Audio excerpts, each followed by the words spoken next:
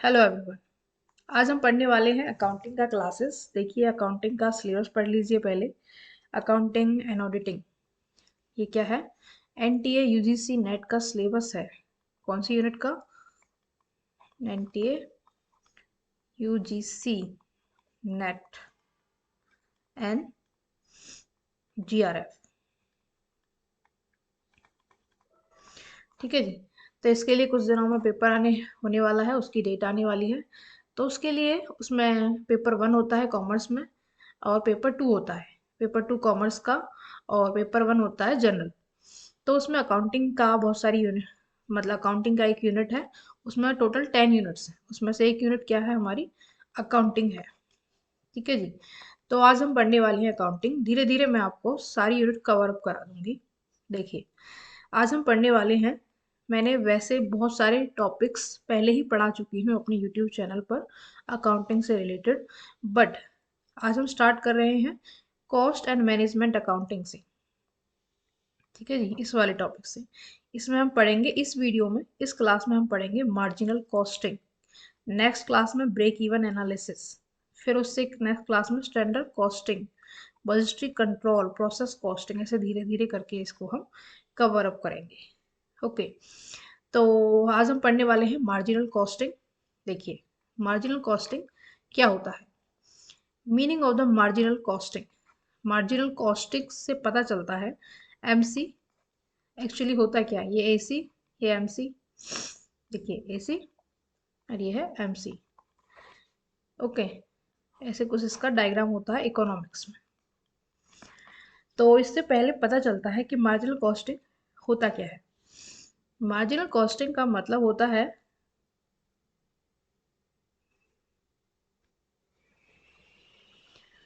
हाँ जी, marginal costing का मतलब होता है कि एक एक्स्ट्रा यूनिट जो हम प्रोड्यूस कर रहे हैं, उसको हम क्या बोलते हैं? Marginal cost.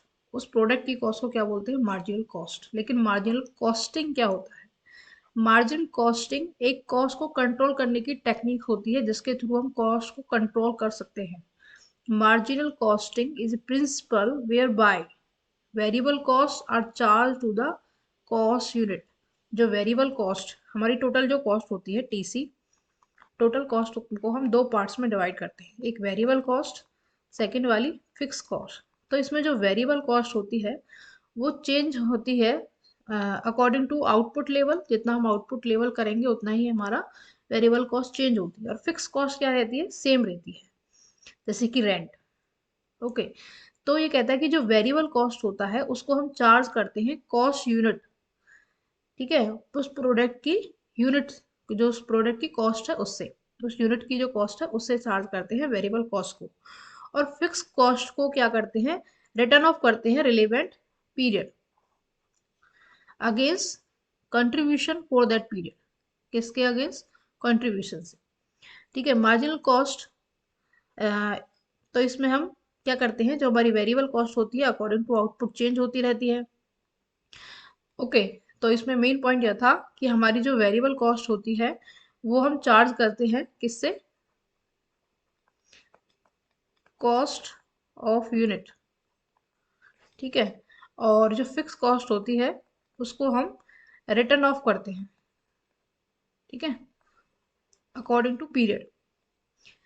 Okay. The concept of marginal costing based होता है behaviour of the cost vary with the volume of the output, जो कि वॉल्यूम ऑफ आउटपुट के हिसाब से वेरी करता है। मीन वेरिएबल कॉस्ट हमारा चेंज होता रहता है अकॉर्डिंग टू आउटपुट। ओके।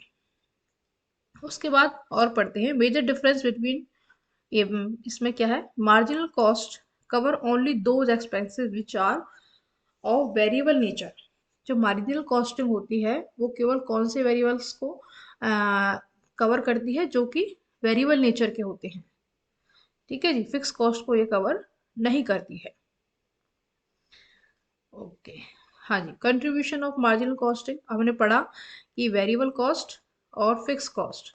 जो फिक्स कॉस्ट होती है अगेंस्ट किसके चार्ज की जाती है? कंट्रीब्यूशन की। अब बताइए कि कंट्रीब्यूशन क्या होता है? ठीक है, सेल माइनस में वेरिएबल कॉस्ट इजकल टू क्या होता है? कंट्रीब्यूशन।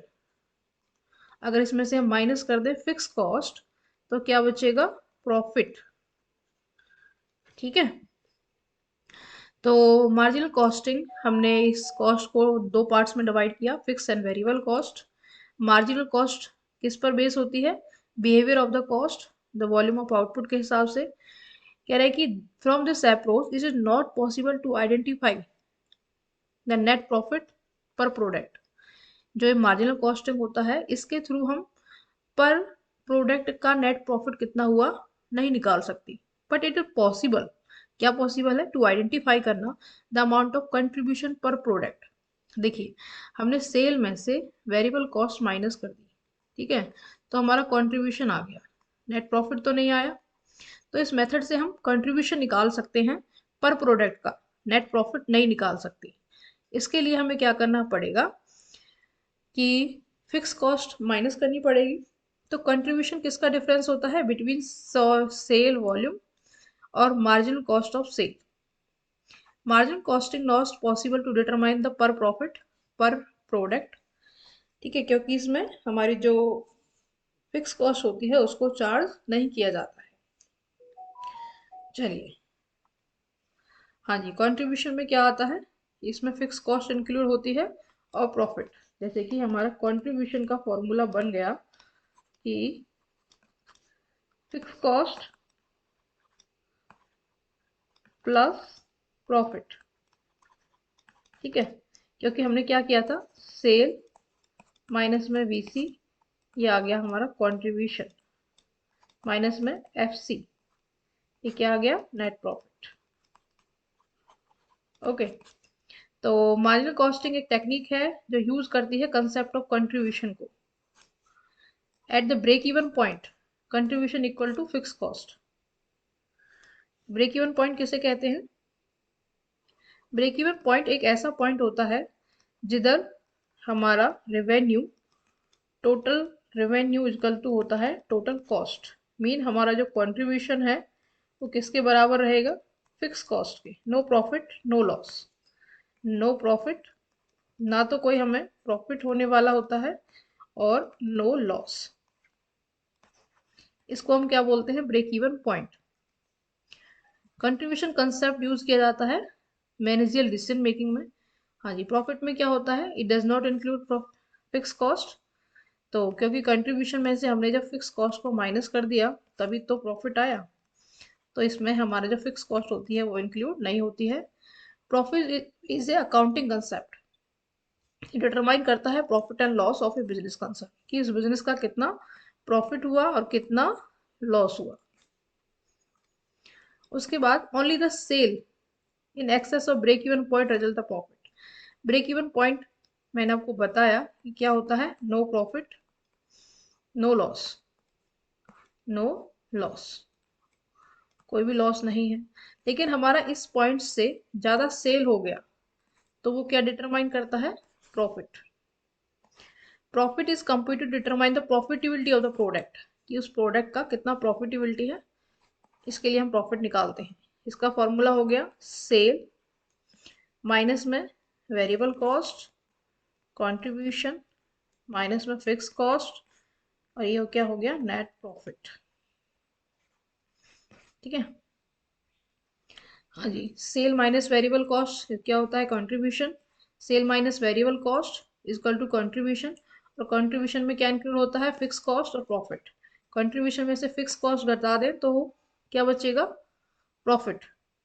लेकिन कंट्रीब्यूशन में क्या इंक्लूड होता है, फिक्स कॉस्ट प्लस प्रॉफिट, तो contribution minus fix cost equal to profit. हाँ जी, मार्जिनल कॉस्ट का फॉर्मूला क्या है, मार्जिनल कॉस्ट। मार्जिनल कॉस्ट मैंने आपको बताया कि हमने एक एक्स्ट्रा यूनिट प्रोड्यूस की, एक्स्ट्रा यूनिट प्रोड्यूस की,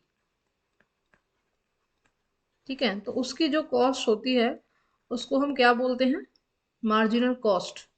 तो change in cost, change in cost divide by change in quantity, या फिर ऐसे कर लो, change in cost divide by change in quantity. ये क्या होता है हमारा एमसी का फॉर्मूला। जैसे कुछ इसमें दे रखा था, ठीक है। हाँ जी, the main features of marginal costing, सबसे बड़ा फीचर, इसमें कॉस्ट को दो पार्ट्स में डिवाइड करते हैं, fix cost and variable cost. जो वेरिएबल कॉस्ट होती है वो क्या होती है, यूनिट कॉस्ट होती है, ठीक है जी। और फिक्स कॉस्ट जो होती है वो कांस्टेंट रहती है। फिक्स कॉस्ट एक पीरियड कॉस्ट है, मतलब according to month, according to year ये चार्ज की जाती है। Variable cost according to output होती है। स्टॉक, वर्क इन प्रोग्रेस, जो काम, जो अभी जो प्रोडक्ट पूरी तरह कंप्लीट नहीं बना है, मतलब अभी वो वर्किंग में है, या फिर वो फिनिश गुड्स कन्वर्ट हो गया है, तो उसको वैल्यूड करते हैं marginal cost of the production पर। हाँ जी, मार्जिनल कॉस्टिंग प्रोसेस में क्या होता है, प्रोडक्ट ट्रांसफर होते हैं वन प्रोसेस से दूसरी प्रोसेस से, जो वैल्यूड किए जाते हैं मार्जिनल कॉस्ट ओनली, कौन से प्राइस पर, जो उनका मार्जिनल कॉस्ट था उसके बेस पर उसका प्राइस डिसाइड किया जाता है। प्राइस डिटरमाइन किया जाता है marginal cost and contribution margin, ठीक है। Profitability of the department product determine करता है with reference of contribution margin, क्योंकि इसमें सेल माइनस वेरिएबल कॉस्ट होता है, कंट्रीब्यूशन के जो मार्जिन आया उसके हिसाब से ही हम प्राइस डिटरमाइन करते हैं।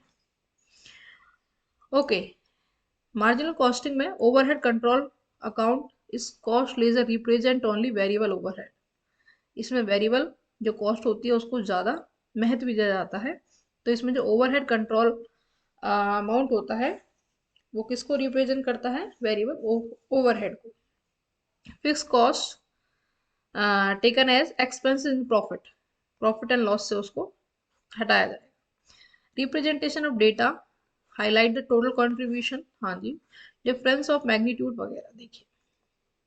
हाँ जी, क्लासिफिकेशन ऑफ कॉस्ट समझ में आता है कि इसको हम फिक्स एंड वेरिएबल कॉस्ट में ही दिखाते हैं। Focus on the variable cost, ये किस पर, मोस्टली बस वेरिएबल कॉस्ट पर ही ये अपना फोकस रखता है। ओके, हाँ जी, variable cost always go up and go down with the output. अगर आपका आउटपुट ज़्यादा होएगा तो आपका वेरिएबल कॉस्ट ज़्यादा होगा, ठीक है। अगर आउटपुट कम होएगा तो वेरिएबल कॉस्ट कम होएगा, ठीक है। लेकिन per unit cost remain same, जो वेरिएबल कॉस्ट का पर यूनिट कॉस्ट रहेगा वो ऑलवेज सेम रहेगा। Treatment of finish and semi finish goods, किस पर करते हैं उसको वैल्यू, मार्जिनल कॉस्ट पर ही वैल्यू करते हैं फिनिश गुड्स को, या फिर वर्क इन प्रोग्रेस में जो गुड्स है। ट्रीटमेंट ऑफ फिक्स गुड्स, इसको हम डेबिट साइड दिखाते हैं प्रॉफिट एंड लॉस अकाउंट, ठीक है। प्रॉफिट एंड लॉस अकाउंट के डेबिट साइड दिखाते हैं फिक्स कॉस्ट को। Okay, base of pricing, pricing का बेस क्या होता है, price are based on the marginal cost plus contribution, marginal cost MC plus contribution, ये क्या हो गया, टोटल कॉस्ट ही हो गया ना। तो इस पर हमारा प्राइस डिटरमाइन करता है। Contribution is excess the selling price over the margin cost of sale. Profitability of the product is determined after the close study of contribution, contribution का पूरा स्टडी करने के बाद हम अपना प्रॉफिटेबिलिटी डिसाइड करते हैं। हाँ जी, इसका मेरिट्स एंड यूटिलिटी क्या है, knowledge of the cost classification, इससे हम अपनी कॉस्ट को क्लासिफाइड कर सकते हैं। Fix cost are more and less uncontrollable, fix cost पर हम इतना कंट्रोल नहीं रख सकते, क्योंकि फर्म का जो रेंट है वो देना ही देना है। वेरिएबल कॉस्ट को हम कंट्रोल कर सकते हैं, क्योंकि वेरिएबल कॉस्ट हमारी चेंज होती है according to output level, output level. Okay, decision making में भी इसको यूज करते हैं, प्रॉफिट प्लानिंग में भी इसको हम यूज करते हैं। सिंपल ऑपरेशंस, मार्जिनल कॉस्टिंग एक सिंपल ऑपरेशन है जिसके द्वारा हम it avoid the complexity of fix cost को, मतलब इसमें कोई फिक्स कॉस्ट को हम इसमें डिस्ट्रीब्यूट नहीं करते हैं, तो एक सिंपल ऑपरेशन है। No dangerous over and under charge of overhead, अगर आपका ओवरहेड अंडर या फिर ओवर चार्ज हो गया है तो इसके लिए कोई डेंजरस नहीं है। Risk over and under allocate the overhead is minimise, risk क्या है, मिनिमाइज है। Relationship of the fix and variable cost. Fix cost time से रिलेटेड होती है, पीरियड से रिलेटेड होती है, जबकि वेरिएबल कॉस्ट हमारी आउटपुट से रिलेटेड होती है। Knowledge of minimum output. आपको मिनिमम इतना आउटपुट तो करना ही करना है जिससे आपकी फर्म टिकी रहे। ब्रेक इवन पॉइंट्स का पता चल जाता है। Marginal costing can indicate the minimum output required to equivalent fix and variable cost. ठीक है, इतना आउटपुट तो हो कि fix and variable cost cover हो जाए, वेयर द कॉस्ट और रेवेन्यू आर ऑलवेज इक्वल। उसके बाद इसका एग्जांपल देखते हैं। देखिए, फिक्स एक्सपेंसेस है हमारा $80,000, वेरिएबल कॉस्ट है हमारी $15, सेलिंग प्राइस है $20। तो ब्रेक इवन पॉइंट का फॉर्मूला क्या होता है? Fix cost divide by contribution, fix cost divide by contribution. तो फिक्स कॉस्ट है हमारी, हाँ, $18,000। और कंट्रीब्यूशन किसे बोलते हैं? कंट्रीब्यूशन किसे बोलते हैं? सेल प्राइस, सेल माइनस में वेरिएबल कॉस्ट इक्वल टू क्या होता है? कंट्रीब्यूशन। तो 20 माइनस 15, 5 क्या हो गया? कंट्रीब्यूशन। तो इससे पता चलता है कि 16,000 जो यूनिट हैं वो हमारी ब्रेक इवन यूनिट्स हैं, कि इतना तो हमें प्रोड्यूस करना ही करना है। ओके, हाँ जी। Knowledge of the desire profit. अगर आपको ब्रेक इवन पॉइंट्स का पता है कि अगर आप इससे नीचे गए तो आप लॉस में चले जाओगे, तो इससे आप इसी लाइन से तो आप ऊपर ही रहने की कोशिश करोगे जो ब्रेक इवन पॉइंट्स की होती है। ठीक है, तो इससे आप डिजायर प्रॉफिट निकाल सकते हो। जैसे कि डिजायर प्रॉफिट था आपका 100, नहीं, $10,000। आपका क्या था? Dzire profit. आपको मिनिमम आउट पता है कि कितना होना चाहिए, तो आप क्या कर सकते हो? Fix expenditure plus Dzire profit divide by contribution. जैसे कि फिक्स एक्सपेंडिचर हमारा कितना है? 18,000। ओके, प्लस डिजायर प्रॉफिट हमने डिसाइड किया है 10,000। ओके, और कंट्रीब्यूशन कितना है हमारा? 5। तो कितना हो गया ये? 19,000 डिवाइड बाई 5, तो हो गया ये 18,000 यूनिट्स हमें प्रोड्यूस करनी ही है अगर हमने $10,000 का प्रॉफिट लेना है तो। Knowledge of expansion. अगर आपको ब्रेक इवन पॉइंट पता है तो simple to calculate the expansion possibility कि आप कितना अपना बिजनेस इंक्रीज करोगे। हाँ जी, इसके स्पोर्ट्स में कुछ टेक्निक्स हैं। हाँ जी, टेक्निक्स नहीं, कुछ बातें हैं, पॉइंट्स हैं कुछ। फिक्स कॉस्ट हमारी पीरियड कॉस्ट होती है, समझ में आता है क्योंकि इसे हम मंथ के हिसाब से, ईयर के हिसाब से डिस्ट्रीब्यूट करते हैं और देते हैं। ये हमारी लेवल ऑफ प्रोडक्शन से कोई रिलेशन नहीं रखती है। Okay, fix cost of the product इस कंपेयरली डिफरेंट होती है। ठीक है, ये हमारे कंट्रोल से बाहर होती है। हाँ जी, अब एक पॉइंट होता है एब्जॉर्वेशन कॉस्ट। एब्जॉर्वेशन कॉस्ट, जो एब्जॉर्वेशन कॉस्ट होती है ना, वो टोटल कॉस्ट होती है। वो अपना अंदर क्या लेती है? सारी की सारी जो कॉस्ट होती है उसको लेती है। चलिए इसको छोड़िए, आगे बढ़ते हैं। इधर इधर आइए, 1 सेकेंड।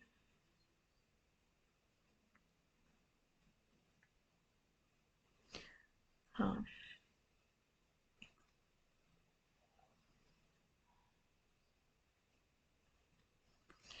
चलिए,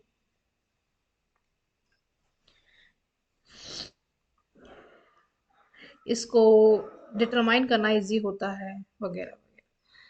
difficulty in appointment and observation of fixed cost to product will cost contribution is easier। ये कहता है कि ये आसान है इसको डिसाइड करना। मार्जिनल कॉस्ट मेथड सिंपल होते हैं। ठीक है, ये हेल्प करता है मैनेजमेंट को कि अच्छे से अच्छी इंफॉर्मेशन इससे निकल कर आती है।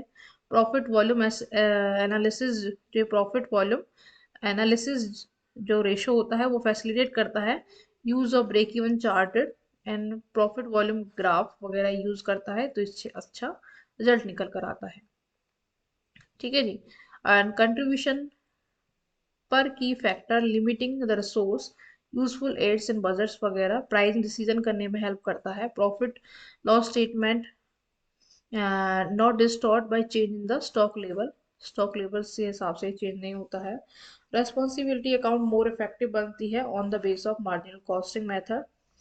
ओके, क्रिटिसिज्म पढ़ लेते हैं इसका, इसकी क्या क्या डिफिकल्टी होती है।